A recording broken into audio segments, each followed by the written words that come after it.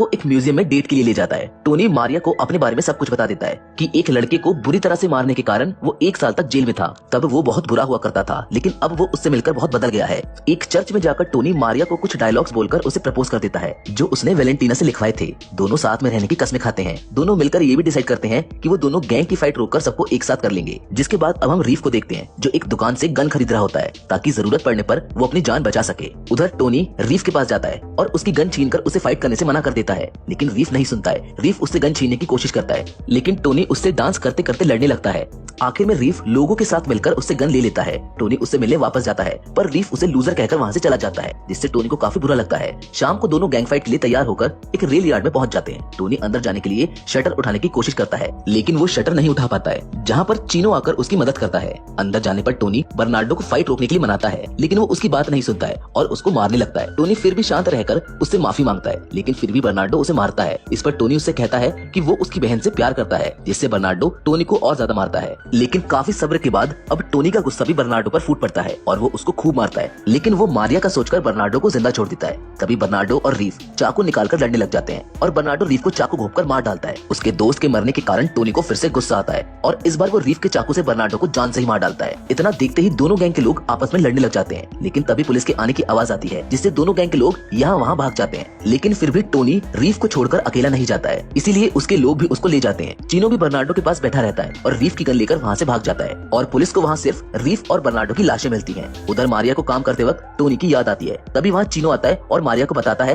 कि टोनी ने बर्नार्डो को जान से मार दिया है। ये सुनकर मारिया को उस पर विश्वास नहीं होता है, जिससे मारिया अपने घर आ जाती है, पर वहाँ उसे टोनी मिलता है। उसे देखकर वो टोनी पर गुस्सा करते हुए उसे मारने लगती है, क्योंकि उसने उसे फाइट रोकने के लिए कहा था, लेकिन उल्टा उसने उसी के भाई को मार दिया। टोनी उससे कहता है कि मैं तो उन लोगों को रोकने के लिए ही गया था, ये सब तो गलती से हुआ है। इतना सुनकर मारिया रोने लगती है, लेकिन टोनी अभी भी गिल्ट में था, इसलिए वो मारिया को लास्ट बार सॉरी बोलकर खुद ही पुलिस के पास जा रहा था। पर मारिया उसे रोक लेती है, क्योंकि वो उससे बहुत प्यार करती है और अब वो उसे खोना नहीं चाहती। इतना कहते ही दोनों वहीं पर इंटीमेट होते हैं और साथ में भागने का फैसला करते हैं। उधर बाकी सारे गैंग के लोग पुलिस से बचने के लिए वेलेंटीना की शॉप में जाकर छुप जाते हैं, पर वेलेंटीना को टोनी कहीं नजर नहीं आता है, इसलिए उसे टोनी की फिक्र होने लगती है। चीनो बर्नार्डो की मौत का बदला लेने के लिए टोनी को मारने का प्लान शार्क के लोगों को बताता है। दूसरी ओर अनीता पुलिस स्टेशन में बर्नार्डो की बॉडी देखने के बाद बहुत दुखी होती है और घर जाकर मारिया को इस बारे में बताने उसके कमरे में जाती है, जहाँ वो उसे टोनी के साथ देख लेती है। इस पर टोनी वहाँ से भाग जाता है। अनीता मारिया पर गुस्सा होती है, पर मारिया उसको बोलती है कि मुझे नहीं पता कि टोनी अच्छा है या फिर बुरा, मैं उससे बहुत प्यार करती हूँ। और मारिया की आंखों में टोनी के लिए इतना प्यार देखकर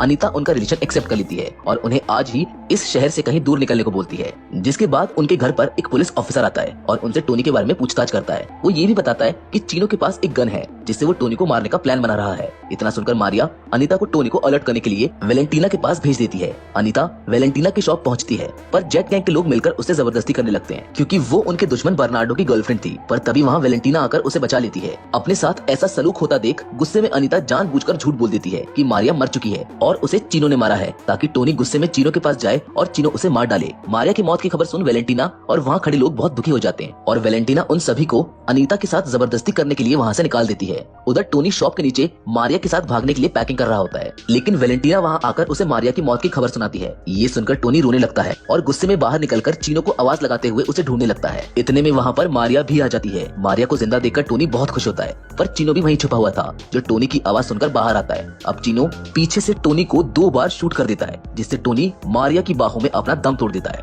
तभी वहाँ पर दोनों गैंग के लोग आ जाते हैं। मारिया गुस्से में चीनो के हाथ से बंदूक लेकर उन सबको मारने की धमकी देती है, पर उसमें ट्रिगर दबाने की हिम्मत नहीं थी। मारिया बहुत दुखी होती है, लेकिन उसको पता है कि इस लड़ाई का अंत नहीं है, इसलिए वो सबको एक साथ रहने के लिए समझाती है। इस पर सब लोग मान भी जाते हैं और आखिर में दोनों गैंग के लोग आपसी दुश्मनी भुलाकर एक हो जाते हैं। जिसके बाद अब ये सारे लोग टोनी की बॉडी को उठाकर वहाँ से ले जाते हैं, जहाँ अब पुलिस आ गई है, जो चीनो को अरेस्ट करके वहाँ से ले जाती है। और इस दुख भरी एंडिंग के साथ ये मूवी यहाँ पर खत्म हो जाती है। ये फिल्म हमको एक बहुत ही इम्पोर्टेंट मैसेज देती है कि अच्छाई की राह इतनी आसान नहीं होती। टोनी ने अच्छा बनना चाहा, पर हालातों ने उसको मजबूर कर दिया और आखिरी में उसे अपनी जान गंवानी पड़ी। खैर, ये तो उसकी किस्मत थी, लेकिन आपकी किस्मत आपके हाथ में है, इसीलिए हमेशा अच्छाई का साथ दे। फिलहाल तो इस अच्छाई के साथ हम आज के इस वीडियो को यहीं पर खत्म